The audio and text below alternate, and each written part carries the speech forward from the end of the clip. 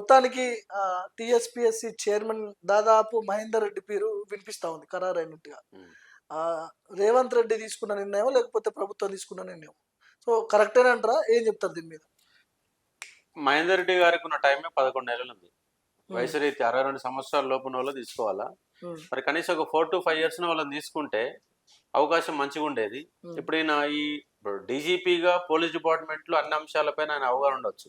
కానీ Telangana public service commission different అంశం, దీని పరిపాలన డిఫరెంట్ అంశం. దీని రిజర్వేషన్ పైన అవగాహన ఉండాలి, సిలబస్ పైన అవగాహన ఉండాలి, ఉద్యోగుల పైన అవగాహన ఉండాలి, ఇవన్నీ ఉండాలి. ఇది స్టడీ చేయడానికి 2 నెలలు 3 నెలలు పడతాయి. ఇది స్టడీ చేసి అయిపోతే అలాగే మళ్ళీ కొత్త చైర్మన్ మళ్ళీ అవసరం. కాబట్టి అదే టైం ఉంది. ఇప్పుడు 1 year లోపు 2 లక్షల ఉద్యోగాలు నింపుతామన్నటువంటి నేపథ్యంలో తీసుకుంటే తీసుకోవచ్చు. కానీ పైగా ఇదే మహేందర్ రెడ్డి టీఆర్ఎస్ గవర్నమెంట్లో ఒక ప్రజాస్వామ్యం కూని జరుగుతున్నప్పుడు దానికి ఒత్తాసుగా నిలబడి ఎంతో మందిని లోపడేయించడానికి, ప్రజాస్వామ్యం కూని చేయడానికి ఈయన ఒక ఆయుధంగా ఉపయోగించుకుని కేసీఆర్. మరి ఆయుధంగా నువ్వు ఉపయోగపడ్డావు కదా. అప్పుడు యాజ్ ఎ డీజీపీగా కింది స్థాయి ఇబ్బంది అంటే ఒక డీజీపీగా ఆయనకు మంచి ఒక నేమ్ ఉన్నది. కింది స్థాయిలో ఉన్నటువంటి కానిస్టేబుల్ వాయిస్ కూడా వింటాడని, ఒక పోలీస్ డిపార్ట్మెంట్ లో అద్భుతమైన సంస్కరణలు చేసినటువంటి వ్యక్తిగా డీజీ మహేందర్ రెడ్డికి మంచి పేరున్నది. కానీ ఇదే సమయంలో ఒక ప్రజాస్వామ్యాన్ని కూని చేస్తున్నట్టు కేసీఆర్ కు మద్దతుగా నిలబడి ఒత్తాసు పలికి ఒక ప్రజాస్వామ్యాన్ని ఇబ్బంది పెట్టే ప్రయత్నం కూడా జరిగింది.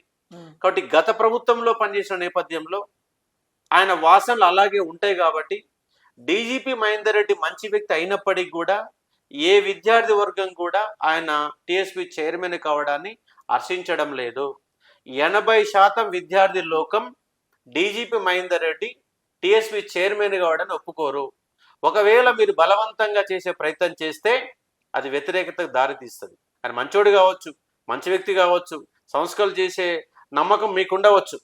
కానీ ఆయన గతంలో పనిచేసినటువంటి పని విధానాన్ని పరిగణలో తీసుకున్నప్పుడు, పైగా ఇక్కడ ఇంకొక అంశం కూడా ఏంటంటే, సరే నేను క్యాసియా నేను వ్యతిరేకమేం కాదు.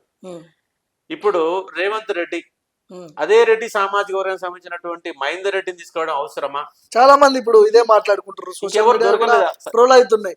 రెడ్డి సామాజిక వర్గం సంబంధించిన వ్యక్తులే దొరుకుతారా మీకు, వేరే వాళ్ళు ఎవరు దొరకరా?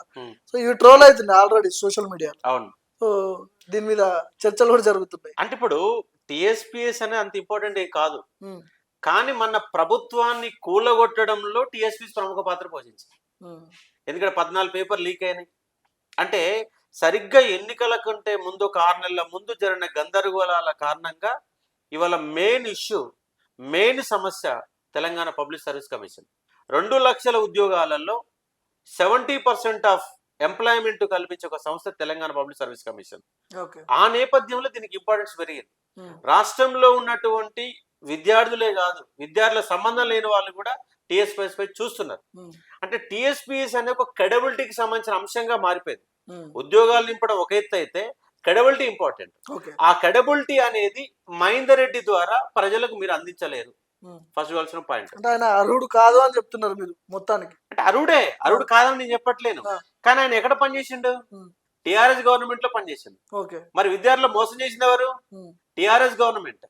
టిఆర్ఎస్ గవర్నమెంట్ ప్రజాస్వామ్యం బతికిందా? బతకలేదు. ఆయన జస్ట్ రిటైర్డ్ 8 ఏళ్ళు అవుతుంది. 8 ఏళ్ల కంటే ముందు తెలంగాణలో ఒక పోలీసు వ్యవస్థను ఉపయోగించుకొని ఒక ప్రజాస్వామ్యం లేకుండా అరెస్టులు జరిగి ఎన్నో రకాల ఇబ్బందులు పెట్టే సందర్భాలు ఉన్నాయి. రేవంత్ రెడ్డి అరెస్ట్ జరిగింది కూడా ఈయన కాలంలోనే కదా. మరి ఇలా ప్రజాస్వామ్యాన్ని అంటే ఇక్కడ సలాలు తీసుకునేటటువంటి ఒక వ్యక్తిత్వం ఉండాలి ఇక్కడ.